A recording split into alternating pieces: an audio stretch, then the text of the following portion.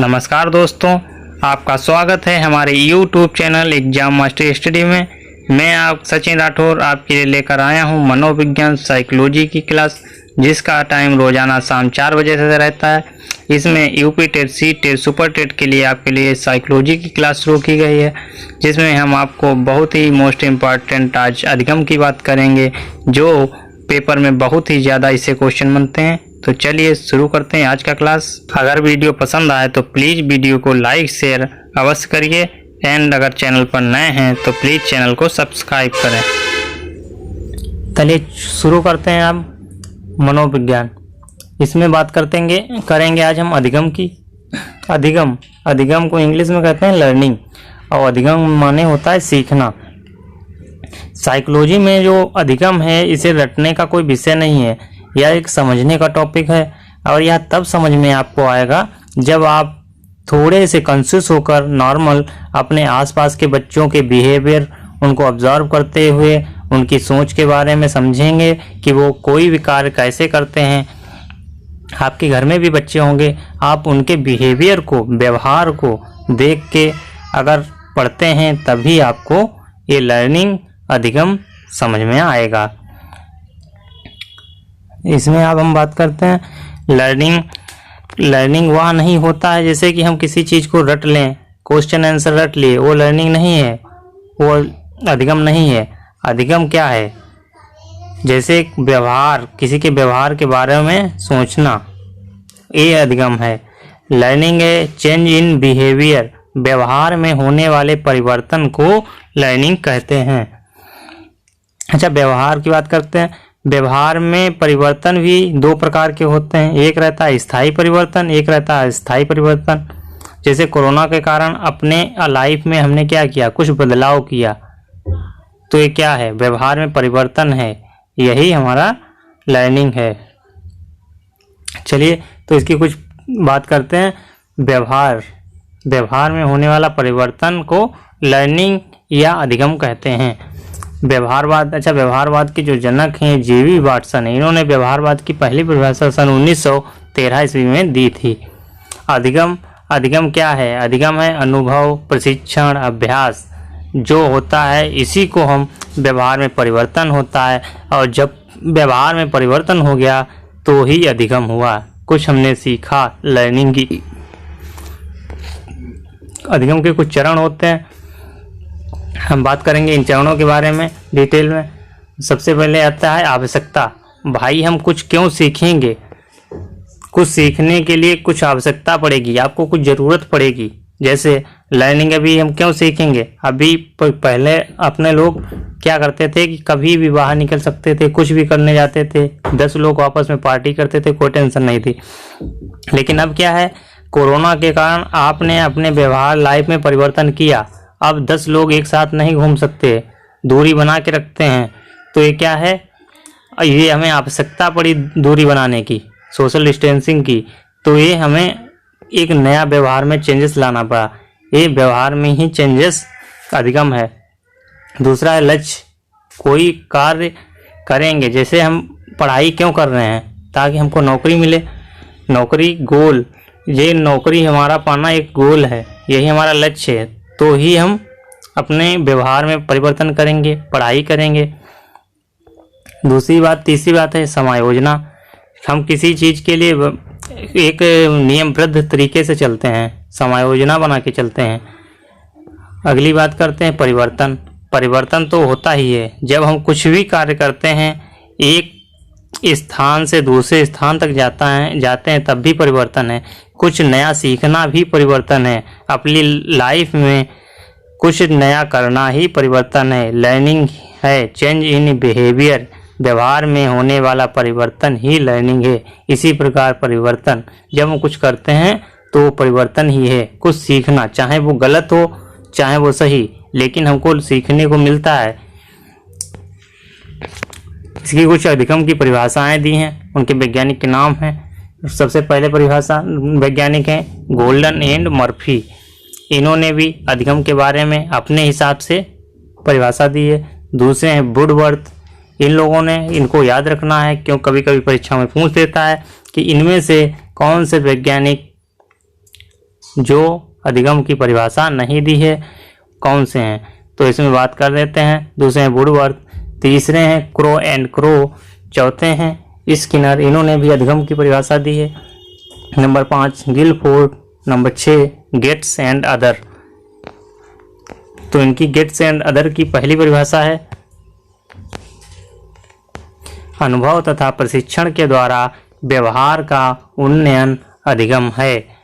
जब हम अनुभव या कहीं से प्रशिक्षण, जैसे हम बच्चा खेल रहा है उसको देख के, या एक बच्चा पढ़ रहा है दूसरा घूम रहा है, उसने देखा कि यार ये तो पढ़ रहा है, ये पास हो जाएगा परीक्षा में, तो चलो मैं भी पढ़ता हूँ, तो उसके अनुभव को देख के उसने क्या लिया, प्रशिक्षण लिया उसके से, उसको देख के ही। तो ये क्या है, व्यवहार तथा प्रशिक्षण के द्वारा व्यवहार का उन्नयन अधिगम है, उसने उससे सीखा। दूसरा है गार्डन और मर्फी, अधिगम के अंतर्गत वातावरणीय आवश्यकताओं की पूर्ति के लिए व्यवहार में समस्त परिमार्जन समाहित रहते हैं। ये परिभाषा दी है गार्डन और मर्फी ने। परिभाषा को दोबारा से सुन लीजिएगा, इंपॉर्टेंट परिभाषा है। अधिगम के अंतर्गत वातावरणीय आवश्यकताओं की पूर्ति के लिए व्यवहार में समस्त परिमार्जन समाहित रहते हैं। जैसे यदि आप जैसे रह रहे हैं समाज में, कुछ न कुछ आपको ज़रूरत रहती है, बच्चों की फीस जमा करने के लिए पैसे चाहिए, तो आप क्या करेंगे, अपने व्यवहार में परिवर्तन लाएंगे। जैसे अभी तक आप घूम रहे थे, आप जॉब करने के लिए जाएंगे, तो इसके लिए जो भी समस्त परिमार्जन रहते हैं, जो भी आप कार्य करते हैं, जो भी परिवर्तन व्यवहार में चेंजेस लाते हैं, ये सब वातावरणीय आवश्यकताओं के लिए ये सब अधिगम में है। तीसरी बात करते हैं वुडवर्थ महोदय की। इन्होंने अधिगम विकास की एक प्रक्रिया है, नवीन ज्ञान नवीन प्रक्रियाओं का अर्जन करने की प्रक्रिया अधिगम है। यहाँ पे भी वही बात हुई, विकास। जब आप बच्चा कुछ करता है या खिलौना खेलता है, तो धीरे धीरे वो पहले छोटे बच्चों के साथ खेलता है, धीरे धीरे मैच खेलता है, वही बड़ा होता है, वही विकास की प्रक्रिया है। धीरे धीरे वो स्कूल जाने लगता है, नवीन ज्ञान मिलता है तथा नवीन प्रक्रियाएं करता है। उसको उन्होंने क्या किया, समाज को देख के, कुछ स्कूल से देख के उनका अर्जन किया, मतलब कि जो नया उन्होंने अर्जन किया, लेकिन ये विकास के अंतर्गत आता है। और नवीन ज्ञान नवीन प्रक्रियाओं का अर्जन करने के बाद जो प्रक्रिया हुई, वही उसको क्या मिला, उसने अधिगम किया, लर्निंग की, सीखा। कुछ तो समाज से सीखा, कुछ स्कूल से सीखा, तो यही अधिगम है। अगली बात करते हैं क्रो एंड क्रो, आदतों ज्ञान अभिवृत्तियों का अर्जन ही अधिगम है। अगली परिभाषा है वी.एफ. स्किनर। इन्होंने अधिगम व्यवहार में उत्तरोत्तर अनुकूलन की प्रक्रिया है।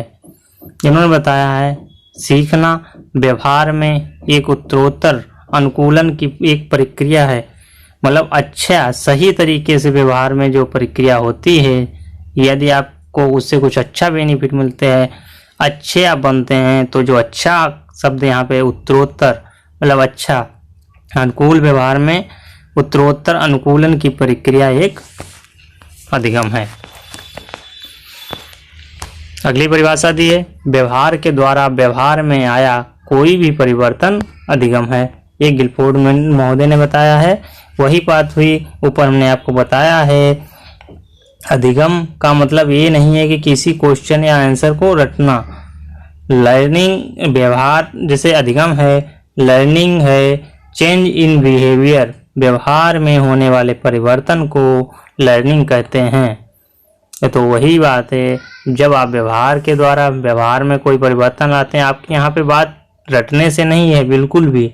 आपके यहाँ पे जो अधिगम की बात करेंगे, तो अधिगम हम सीखते हैं व्यवहार को देख के, किसी की क्रियाओं को देख के, तो वो अधिगम है। प्रत्यक्ष या अप्रत्यक्ष अनुभवों के द्वारा अपने व्यवहार में अपेक्षित परिवर्तन स्थायी परिवर्तन है। समझे नहीं समझे?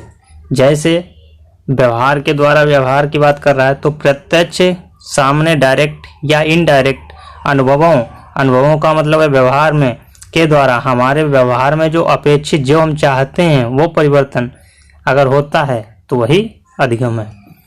दूसरी बात अगले पॉइंट है आइजेंक के अनुसार अधिगम नवीन एवं स्थायी परिवर्तन के अंतर्गत आता है।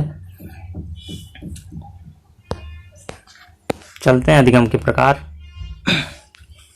बात करेंगे अधिगम के प्रकार। गामक अधिगम नंबर 1, नंबर 2 प्रतिबिंबात्मक अधिगम या प्रतिबोधात्मक अधिगम। इसमें सबसे पहले गामक, तो इसकी बात करते हैं। इसमें बच्चा शारीरिक क्रियाएं करते हुए सीखता है, दूसरा अनुकरण करके सीखता है। तो दोनों में बात करते हैं। सबसे पहले बच्चा शारीरिक, जब शेषावस्था में यहाँ पे बात कर रहा है, शारीरिक क्रियाएं बच्चा कब सीखता है? शेषावस्था में। बच्चा जब पैदा हुआ 0 वर्ष आयु पे, तब बच्चे को नहीं पता कि क्या करना है, ये वस्तु कैसे उठाएंगे। उसने देखा कि अदर लोग जितने हैं घर में, मम्मी पापा भाई बहन, वो सब हाथों से किसी वस्तु को उठा लेते हैं। उसने खिलौने को उठाने के लिए उसे नहीं पता कि उंगलियों से खिलौना उठ जाएगा, हाथ से उठ जाएगा। जो 1 साल का बच्चा है वो पूरा अपना शरीर मोड़ता है किसी वस्तु को पीछे देखने के लिए। वो सिर्फ गर्दन नहीं मुड़ाता, वो पूरा गर्दन नहीं मोड़ता है, वो पूरा अपना बॉडी ही चेंज कर लेता है, बॉडी डायरेक्शन ही चेंज कर लेता है। अगर सामने खड़ा है कोई वस्तु उसे पीछे देखनी है तो पूरा अपने आप को चेंज कर लेता है। इसमें हो गया शारीरिक क्रियाएं करते हुए सीखता है। दूसरा है अनुकरण करते हुए। अनुकरण भी वही चीज है, जब किसी और को देख के सीख लेना, वो अनुकरण है। दूसरा पॉइंट है प्रतिबिंबात्मक अधिगम, संप्रत्य निर्माण या चित्र बनाना। जब प्रतिबिंब, अगर आप बच्चा है वो संप्रत्य निर्माण अधिगम प्रतिबिंब बना के, जैसे आपने किसी को बता दिया कि भाई यार राधा कृष्ण ऐसे होते हैं, तो उसे प्रतिबिंब याद आता है, चित्र बना के दिखा दीजिए, या वो उसने पहले अगर देखा है तो वो समझ जाता है कि अच्छा भगवान राधा कृष्ण ऐसे होते हैं। ये बाल्यावस्था की बात कर रहा है, क्योंकि बाल्यावस्था में बालक समझदार हो जाता है। यदि आप उसे एक बार भगवान की मूर्ति दिखा देंगे तो अगली बार वो उस प्रतिबिंब को याद करके, जब भी राम या सीता की बात आएगी, अगर उसने मंदिर गया है तो उसके बारे में वो सोच सकता है। दूसरी है प्रयत्न और भूल, प्रयास एवं भूल। यहाँ पे बताएंगे आपको, जब बच्चा कोई कार्य करता है तो उसको करने के लिए प्रयत्न करता है, तो उससे गलती भी हो जाती है, क्योंकि धीरे धीरे जब वो गलती करेगा, धीरे धीरे प्रयत्न करेगा, एक दिन वो कार्य अच्छा करने लगेगा, धीरे धीरे वो करना सीख जाएगा। इसमें भी अधिगम शामिल है। अगली बात करते हैं संकल्पनात्मक अधिगम। इसमें बात करती है किशोरावस्था आती है। किशोरावस्था में सूझबूझ से व्यक्ति कार्य करना चाहता है। बच्चा जो है वो नहीं चाहता कि कोई भी गलती हो, वो सूझबूझ का कार्य करता है और मस्तिष्क का प्रयोग करके कार्य करता है। अगर उससे कोई बात कार्य करने को आप कहेंगे तो बहुत ही मन से कार्य करेगा, और वो जानता है कि क्या गलत है क्या सही है। वो अपने दिमाग का प्रयोग करते हुए किसी भी संकल्पना को अधिगम वो काम करेगा, तो वही भी एक सकारात्मक अनुभव उसे अधिगम की ओर ले जाएगा।